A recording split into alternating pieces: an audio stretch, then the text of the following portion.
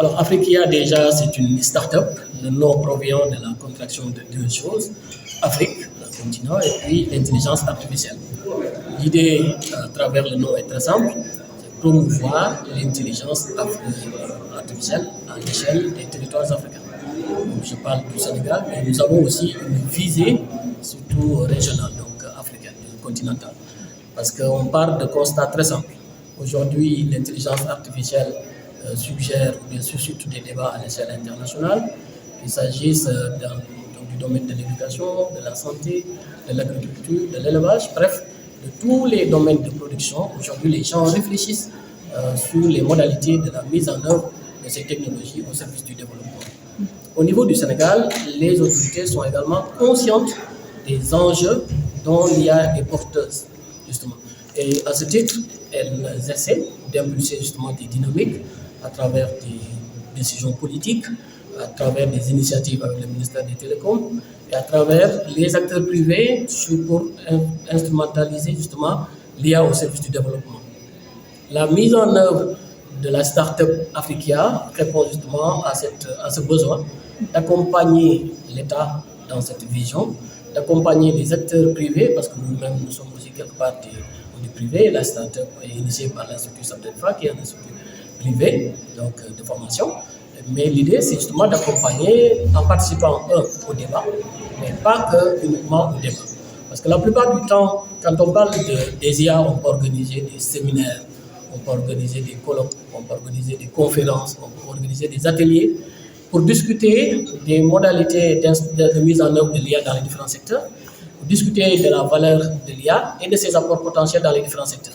Mais en fin de journée, quand on réfléchit à qu'est-ce qu'on a fait dans le domaine de l'IA, on se rend compte qu'on n'est pas très avancé. Donc c'est ce volet-là que Afriquia a résolument dit. Concrètement, nous participons à la production d'IA made in Sénégal, entre guillemets. Ça veut dire que nous utilisons, nous instrumentalisons des bases de données d'IA qui existent à l'échelle mondiale. Et à partir de ça, on ne réinvente pas la roue nécessairement, mais on crée de la valeur. Ça veut dire quoi? Ça veut dire que nous répondons, grâce à l'IA, à des besoins ponctuels dans le domaine de l'agriculture, par exemple. Nous faisons des IA qui sont capables de faire du diagnostic et de la prédiction. Dans le domaine, par exemple, de la production de l'entreprise, on a des IA qui permettent de produire n'importe quel type de texte, par exemple des rapports d'activité, des rapports d'activité annuels, etc. Dans le domaine même du journalisme, on a des outils qui permettent de faire du fact-checking. Et ça répond donc à une panoplie de besoins, des besoins concrets et des besoins au quotidien dans les différents secteurs. C'est pareil, ce que nous faisons aussi dans le domaine de l'éducation. On veut mettre l'IA de façon organisée, de façon transparente et éthique au service de l'éducation, parce qu'aujourd'hui, il y a des enfants qui sont en mal ou bien des difficultés de compréhension. L'IA peut les aider à travers la voix, à travers la vidéo, à travers des textes très simples, avec des explications accessibles et par niveau. Et ça change tout.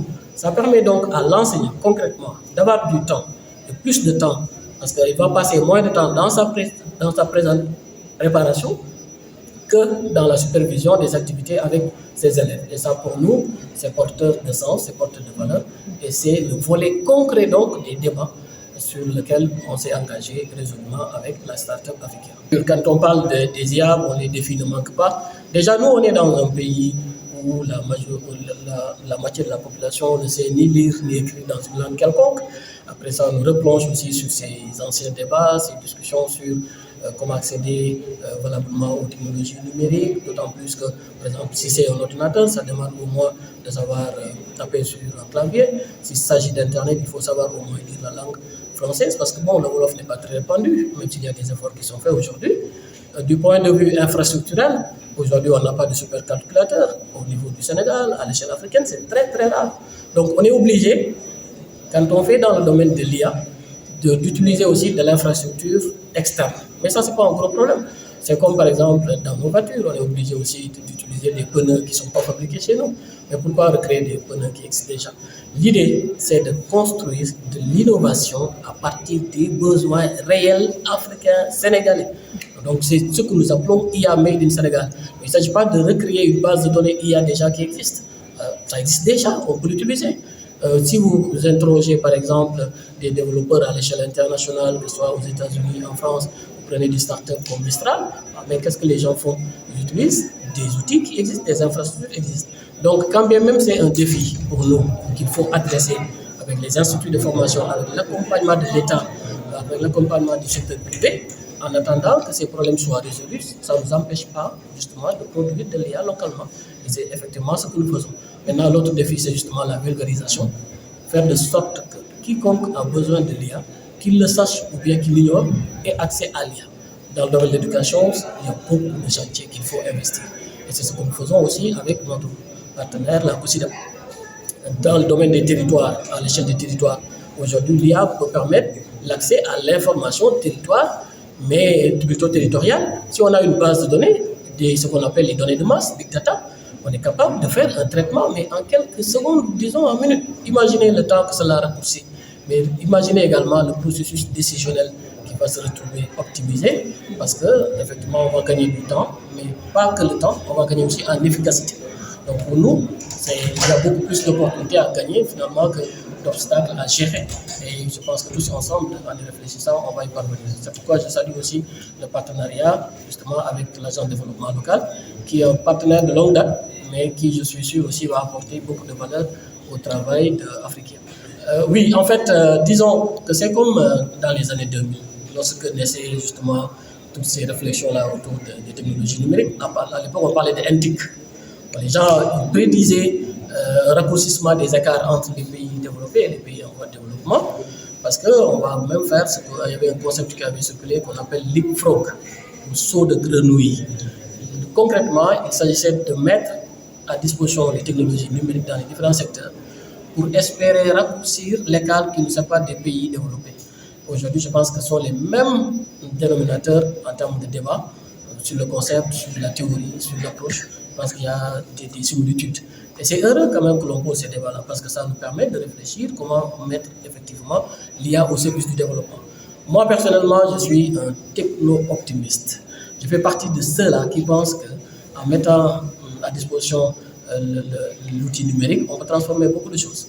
Mais il faut l'encadrer. Il faut encadrer les usages, éviter les dérives et faire de la transparence dans l'éthique, parce que c'est autant de défis aussi qui nous interpellent. Maintenant, tout compte fait, si on y parvient, on va engranger, mais nécessairement engranger des avancées significatives. Aujourd'hui, par exemple, si on reprend le domaine de l'éducation, qu'est-ce que l'enseignant fait? Il fait de la préparation de ses cours. Il consacre beaucoup de temps à préparer les cours. L'IA peut l'aider à aller plus vite, de façon beaucoup plus précise, dans la recherche de documents, dans l'analyse des documents dont il dispose, etc. Pour moi, c'est une évolution extrêmement importante. Vous prenez le domaine de l'université, que je connais le mieux, c'est pareil. Vous prenez le domaine de l'entreprise, aujourd'hui, c'est pareil. Si on met des outils qui permettent, par exemple, un chatbot qui répond au client, ça suggère que le service clientèle va être beaucoup plus fluide. Aujourd'hui, on se plaint beaucoup, le consommateur sénégalais, il se plaint beaucoup de services clientèle qui sont boiteux ou chaotiques dans ce pays-là. Parce que soit ils ne répondent pas, soit ils répondent très mal, ou bien ils répondent lentement. L'IA est une solution pour permettre aux gens, aux clients, d'avoir des réponses. Mais à temps réel, disons, je pose la question, parce que déjà, qu'est-ce que l'entreprise va faire? Elle va prendre la donnée, entraîner un chatbot pour répondre aux différentes questions des clients. Mais ça, quand même, pour nous, ce sont des opportunités qu'il faut explorer. Et qu'est-ce que ça fait après? Ça permet à l'entreprise d'avoir une meilleure image, parce que la clientèle est plus satisfaite.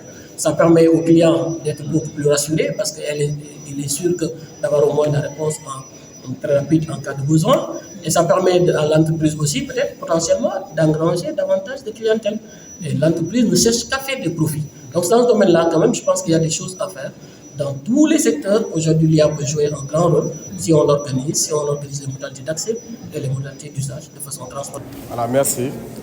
Donc c'est pour vous dire, ce matin, le docteur Ibrahima Silla nous a fait l'honneur de présider le lancement de l'IA ici à Dakar.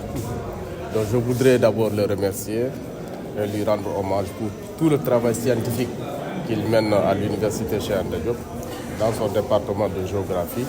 Et lui dire, entre docteur Silla et l'ADL, c'est quand même une amitié vieille de 14 ans et qui vient d'être, comme vous l'avez dit, sanctionnée par une signature de convention.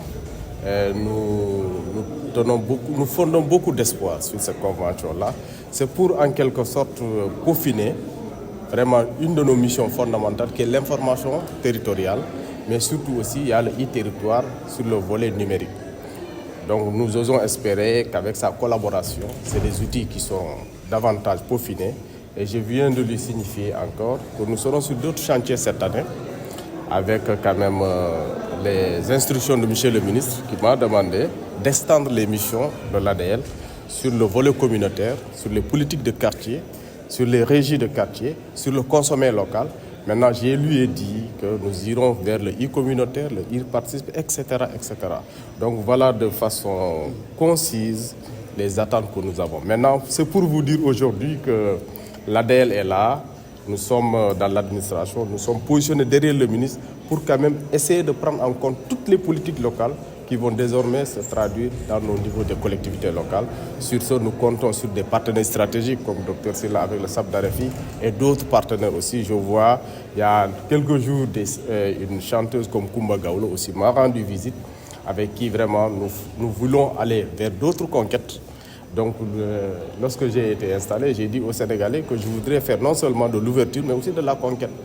Maintenant, nous sommes de jeunes fonctionnaires derrière le président de la République qui a impulsé une voie novatrice de refondation de l'État. Et nous sommes sur ce chantier-là et nous allons, comme un seul homme, travailler pour la réussite du projet qui est aujourd'hui le seul référentiel de politique publique.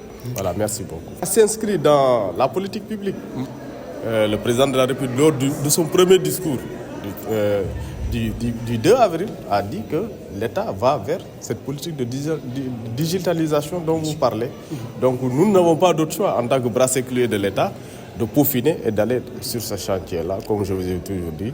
Donc la politique, elle est définie. Le ministère est en train aujourd'hui, au moment où je vous parle, de redéfinir beaucoup d'axes. Et nous sommes instruits et nous allons travailler pour consolider ces axes-là.